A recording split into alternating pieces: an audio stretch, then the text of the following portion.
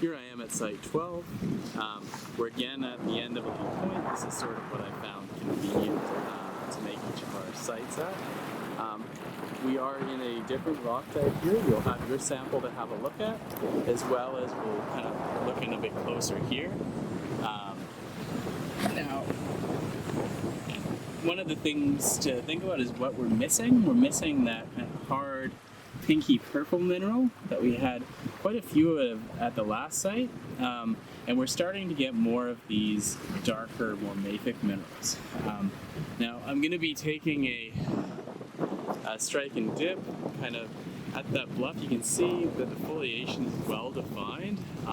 It seems like there's some compositional difference in the layering where we can kind of see that it's preferentially weathering out in different areas.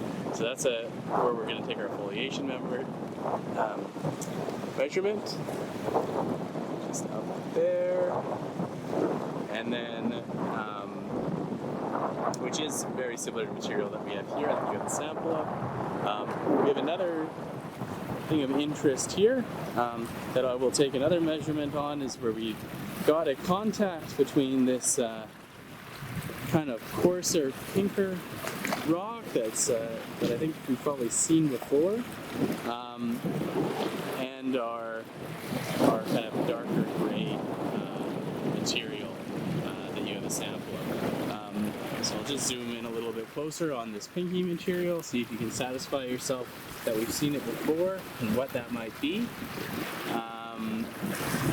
One thing to note here is actually it's preferentially growing this kind of orange lichen as well, which is sometimes a way to identify different rock types. But yeah, I'll take a measurement on this, and you can try and decide what kind of contact this is. I'll just pan back over to the outcrop that is making up this little point here.